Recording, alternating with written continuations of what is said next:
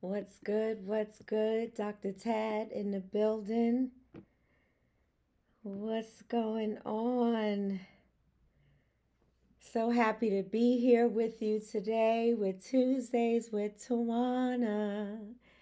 Yeah, different time temporarily. I'll go back to Tuesdays with Tawana on at 2 o'clock in a couple of weeks.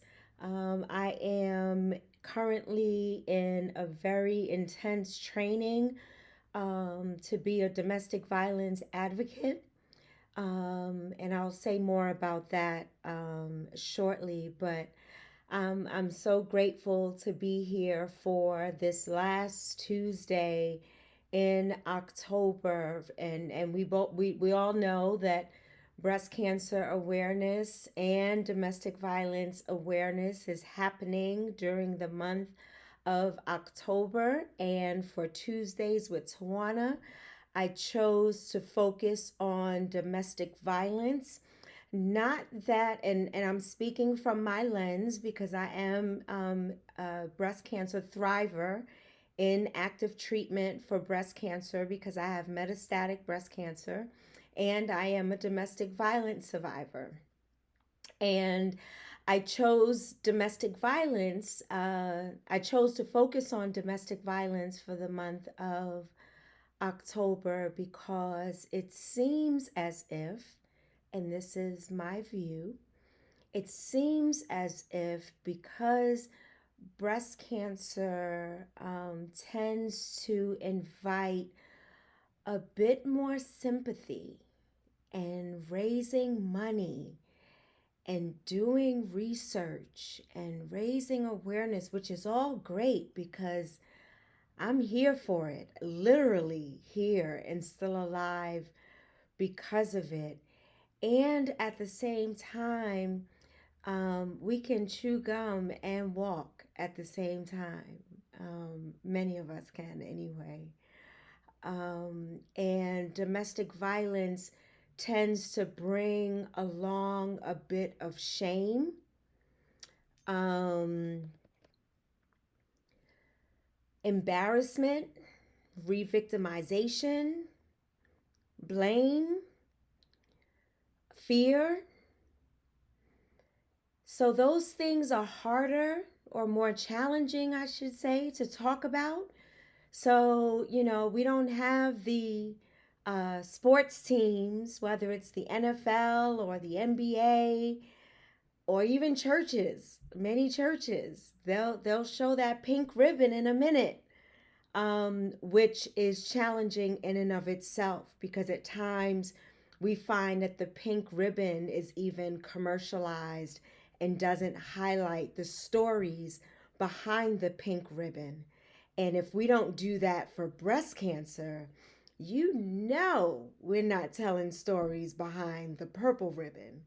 So it is my hope that during this last episode in this four-part series of domestic violence awareness or intimate partner awareness, intimate partner violence, violent awareness.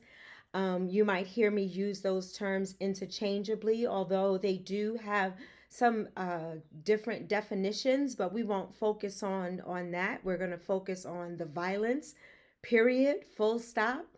Uh, and it is my hope that we will continue to address and talk about domestic violence just as much as we do intimate partner violence. Or I hope. I hope that we are able. One of the things we talked about today was trauma informed care.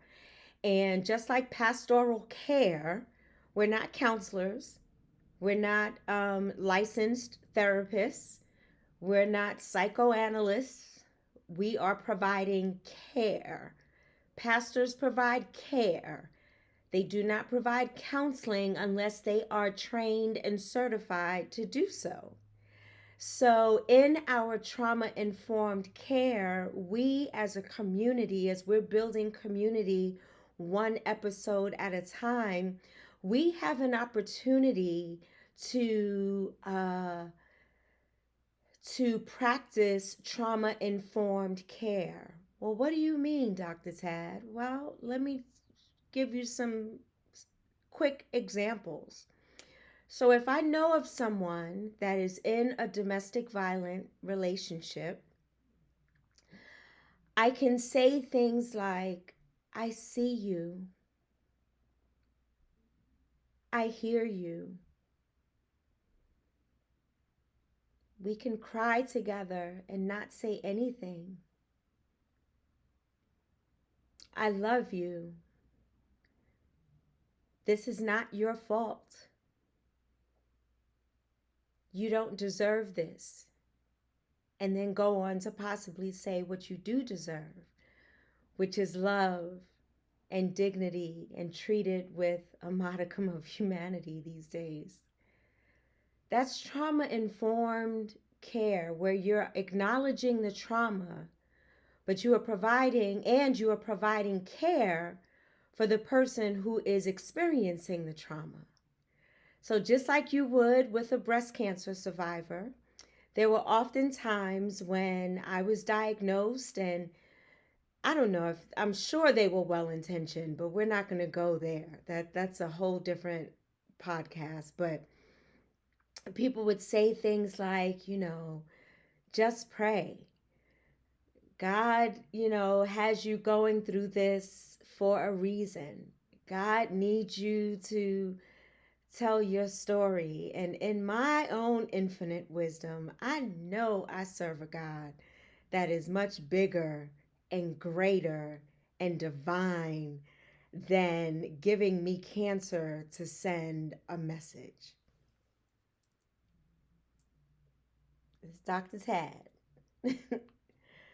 So, with domestic violence, when we talk about domestic violence, especially when we're talking about the intersection of the oppressive forces of domestic violence and religion, um, those same things come into play where we use scripture to justify someone's struggle, crisis, trauma. We may say things, all things work for good according to, quoting scriptures that either could be taken out of context or does not have the story behind it to support what the person is saying with their intentions. And oftentimes with domestic violence, it tends to be very negative or very adverse. How could you be so stupid? Or why would you let anybody talk to you like that? Why would you give him your debit card? Why is it that you don't interact with your family anymore? Why is it that you're always with your head down and you're, shrinking back and not interacting with folk? You don't give eye contact. You don't talk to those possibly of the opposite sex, whatever it is. How could you be so foolish?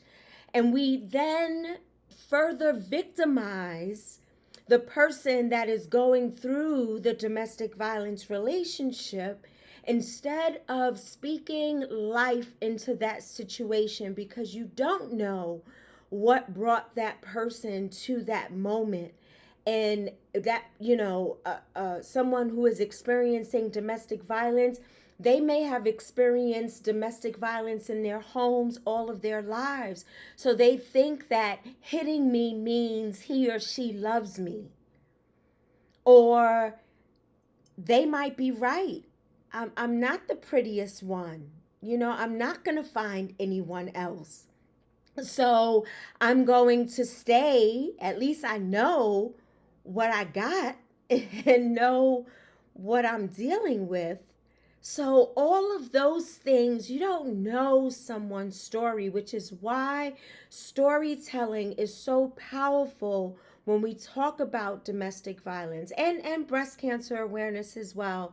Because when we tell our stories, it then encourages people to advocate for themselves, to do self breast examinations, to go to the doctor, to get that uncomfortable mammogram, to take somebody with you, to do what you need to do to take care of yourself. If we only did the same thing for domestic violence, if we only did the same thing, unfortunately, we don't have, these preventive steps and measures in order for us to find out what it is, what that particular thing is, and then do I get a lumpectomy? Do I get a mastectomy? Do I get a bilateral mastectomy? Do I need chemo? Do I need radiation? Do I need none of the above? We don't have that with domestic violence. So we're at a point where we can at least identify it, because I use this corny analogy all of the time. If I have a cut and a broken limb, I need to know how to treat each of them, because I'm not going to put a cast on the cut and I'm not going to put a Band-Aid on the broken limb.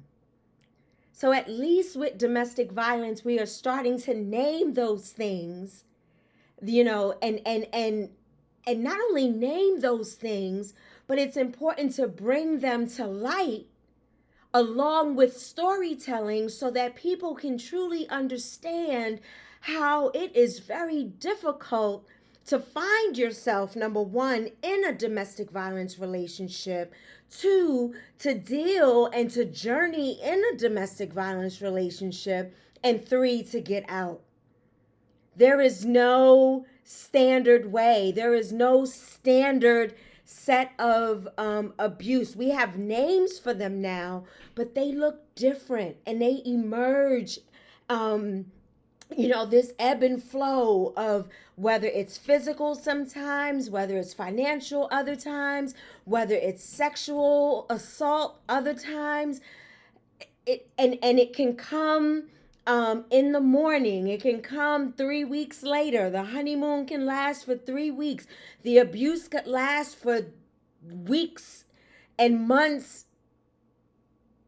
And then, so there's no standard to say you're going to go through this, and then it's this, and then your liberation and your freedom. So you are then stuck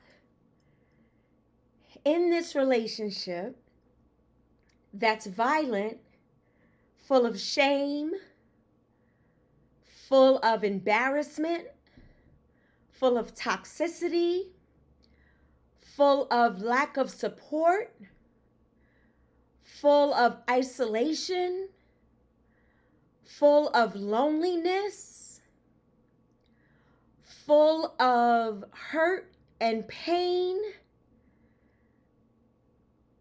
and nowhere to go.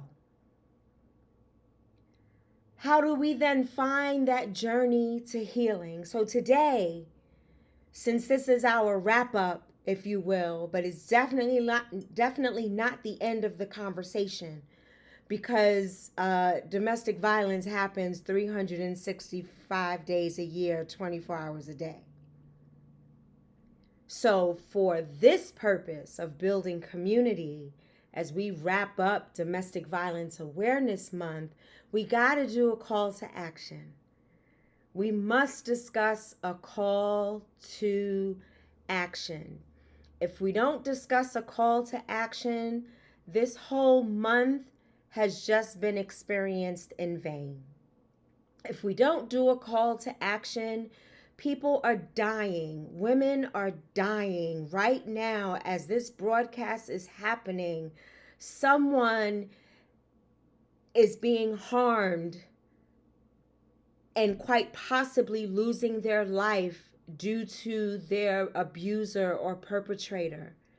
There are people celebrating anniversaries of people's death to keep their name alive because they died at the hands of domestic violence, because silence does not end the violence. The more we talk about it, the more we take that power and control away from the perpetrator and the abuser. Because the more we are aware, the more we can build community, the more that we have strength in numbers, the more that we show support to the one who is receiving the abuse in all its different forms and facets, then oftentimes causes the abuser then to either elevate their power and control by becoming either more violent, or it can go the other way. They can go to jail.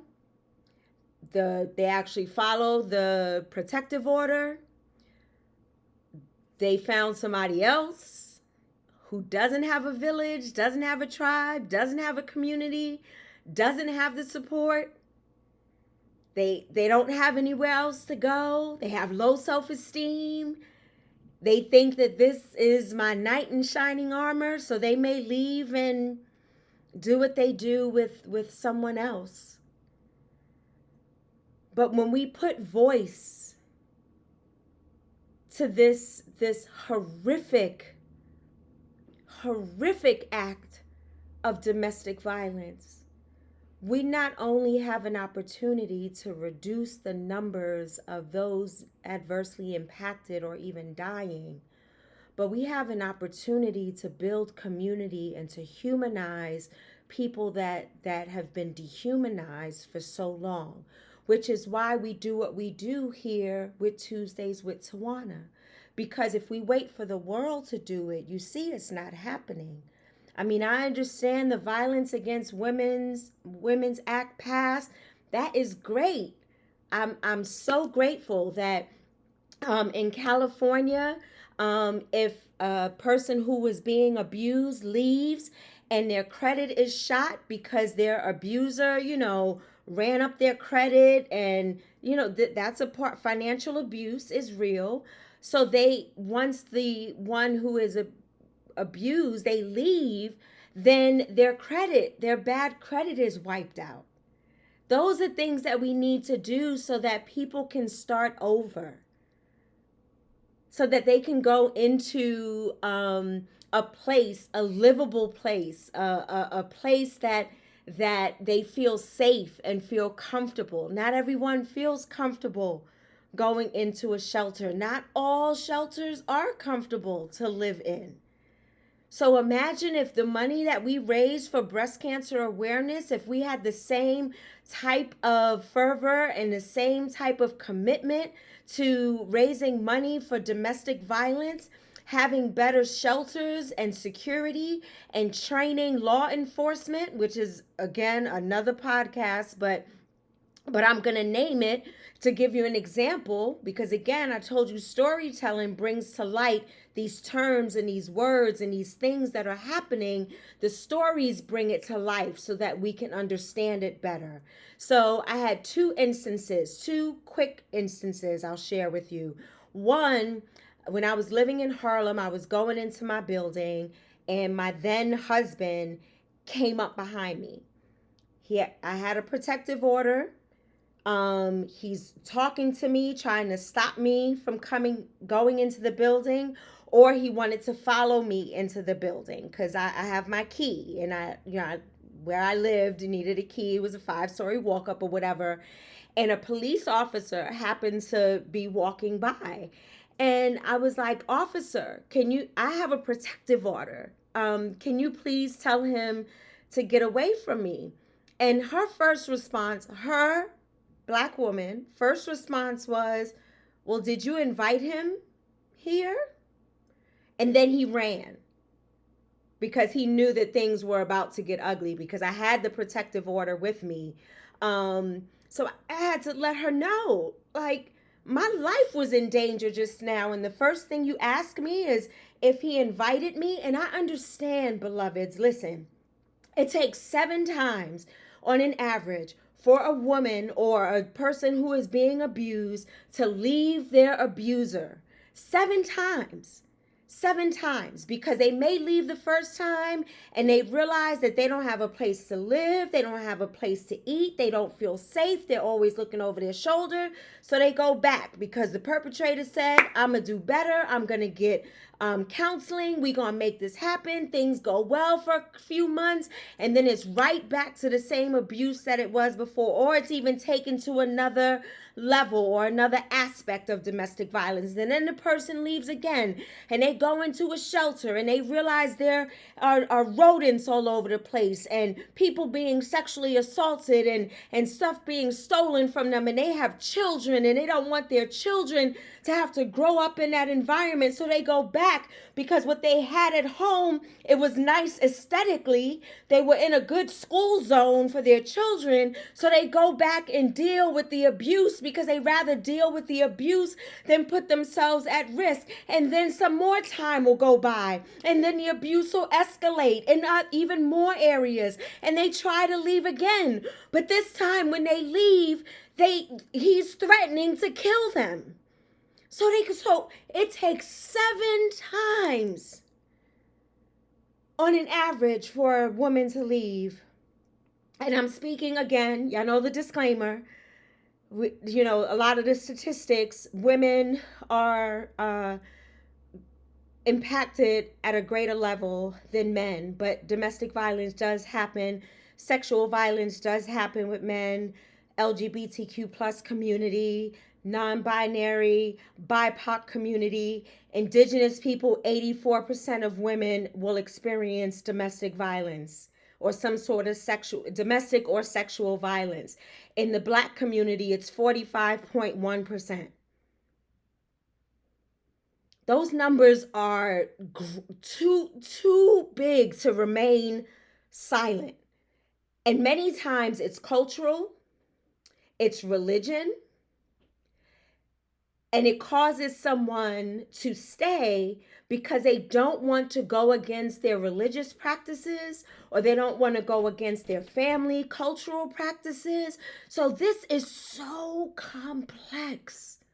But beloveds, if we show love and compassion, it might encourage somebody to share their story. And sharing their story would then attract those who can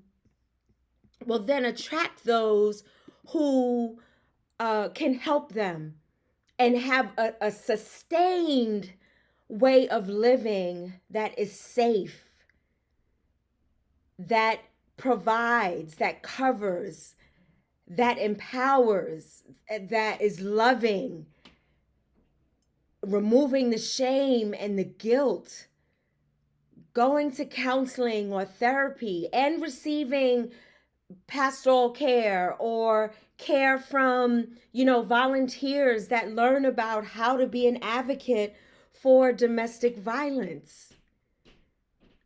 So back to the police issue. So I had that issue where her response was just out of pocket. It was out of line. It was uncalled for, and it could have caused me harm. Okay? The second time, though, I was in another state. He followed me to the other state, and he would call me. So harassment, stalking, calling me 200 times back to back to back to back to back. 200, not even a day. Like 200 times within how many minutes or an hour? 200 times. Calling me. So I go to the local precinct, and the woman that I spoke to, the woman who was a police officer, said, okay, this is what we're going to do. You have an order of protection. He has violated the order of protection. Where is he? I said, I don't know. Because those of you who know my story know that eventually he moved across the street from where I was staying, and I had to move, and so on and so forth. So, but before that, I didn't know. All I knew is that he kept telling me he got a job, he's getting it together, leaving me voicemails. I had to leave my voicemail box full. She said, while you're sitting here, answer the phone. So I answered the phone, and we're talking, and she's like, find out where he is. So I'm like, yeah, so you have a job? Congratulations. Where are you working? And he was working for some construction gig or whatever. And I was like, oh, are you still, in this area or whatever? Yeah. And he was like, yeah, I'm right on whatever, doing this work in this place. And she said, keep talking to him. So she called whoever, however they do it. I mean, I watch Law and Order SVU and all other stuff, but however she did it, they went, got him, and arrested him. And he was charged with not only violating the protective order, but he was also charged with harassment and terroristic threats because I saved all of his voicemails on another, then I'm probably dating myself, but it was a small, recorder that you would use, like, say, for an interview or whatever. I saved all of them with the time and date stamp. Um, and so I had proof that he has been harassing me and threatening me. So he ended up being sentenced for a year and a half. So that police officer and that department had the wherewithal or the training, I guess, or, just knew what to do to protect me and to honor my worth and my life and to believe me and to see me and to support me. That goes a long way in domestic violence awareness and intimate partner violent awareness. Goes a long way. If we would just stop with the judgment, if we would just stop with the accusations, if we could stop with some bullshit comparative analysis, like if that were me, stop it. If you don't have nothing life-giving and worthy to say, don't say anything. Continue to be complicit. I'd rather you be quiet and be complicit than spread the wrong information to someone who is going through an abusive relationship. They don't need to hear that shit from you. They don't need to hear it. Worry about yourself. Don't project what you going through onto the person that's dealing with the abuse. And if you don't know, put your ego aside and say, I just don't know. I don't know what to do. All I know is that I shouldn't tell you to just leave because it's not safe for you and it's not safe for both of us. So let me do some research. Let me call the National Domestic Violence Hotline. Let me try to connect you in a safe way.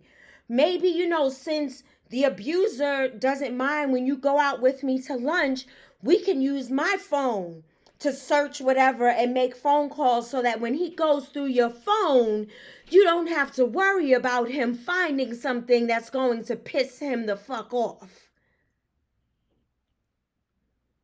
This is what domestic violence looks like. Stealing your passwords to your social media, your voicemail, your bank accounts, you're using your car, knowing when you make your car payments, may not even let you work because they don't want you around other people. The minute you say, I'm going to go see my family, it's drama, and you end up not going. I couldn't go to my daughter's baby shower for my first grandchild because he knew about it, because we all grew up in Harlem. And he found out about it and he said, I'm going to see you when you come to the baby shower. So I had to tell my daughter, I can't come, not only for my safety, but for yours. Domestic violence is real, beloveds. And we got to put a voice to end the violence. We got to end the silence to end the violence. No more re-victimization. No more shame and blame. No more. Let's speak life. You don't know what to say? Find out. Look it up. Google is your best friend. What are some things I should say to someone who's in a domestic violence relationship who came to me for help? Call somebody. I am on here every Tuesday. That National Domestic Violence Hotline is scrolling across every single Tuesday. Don't know what to do? Call the hotline. While you're at work, go on thehotline.org. It's the National Domestic Violence Hotline website. Do a post. End the silence. End the violence. Something that simple. Something that simple. A post, a tweet, a TikTok video, a text message, an Instagram post. Whatever it is, wear a purple ribbon. Buy a t-shirt. No, stop the domestic violence. Whatever it is, do something. Speak up, act out. Be supportive to your beloveds who are being literally beaten down every day. They don't deserve this. Just like we don't deserve what is happening in these disunited states, relational, domestic violence, you don't deserve it. You deserve peace and joy and dignity and love and support and compassion and empathy. So your call to action today is to do something life-giving, to do something affirming, to look someone in the eyes and say, I see you and I believe you. I see you and I love you. No, I don't know what the hell to do, but I'm here with you right now, telling you that you don't deserve this. And then you can put them in the hands of someone that does know what to do. But let's remove our egos and our self-centeredness and thinking we got to fix everything. It's not going to work. It's not going to work. Parker Palmer says, here's the deal. The human soul doesn't want to be advised or fixed or saved. It simply wants to be witnessed, to be seen, heard, and companioned exactly as it is. And I want to thank Tiambe, who was one of the facilitators today for the domestic violence training. She shared this. So I wanted to share that with you because not everything is for us to fix. It may not be our assignment. We may not know what to do and have enough informed information to do something that's helpful and not harmful, and that is okay. Don't you go around living with that guilt because you can't want it more than what the person wants it, but you can at least posit some good affirming information so that they have something to live with, something that sits right there in the back of their heads, and it'll emerge when it's needed. It'll empower them when it is needed. But in the meantime,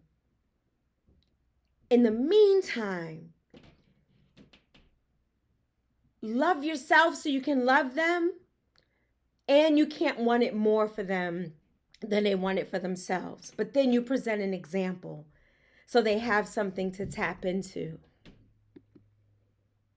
Here, Adrienne Marie Brown says, and again, I thank you, Tiambe, for sharing this during the training. We are socialized to see what is wrong, missing, off, to tear down the ideas of others and uplift our own. To a certain degree, our entire future may depend on learning to listen.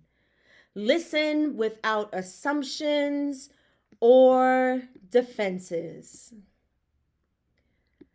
Beloved, I thank you for journeying with me for these upcoming 31 days. I also have some stuff on TikTok called the Purple Experience. I don't go on every day, depends on my energy, depends on my own trauma that I have to care for. But on TikTok, follow me on TikTok, and I try to share it on different mediums, whether it's LinkedIn, Instagram, Facebook. But follow me on TikTok, and you'll see some nuggets, real short clips, 1 to 3 minutes. And I want to leave you with this. These are some national collaborations. Of course, you have the National Domestic Violence Hotline. This here is called Futures, futureswithoutviolence.org. And this is really helps and gives tools for sexual assault and sexual abuse. NSVRC, the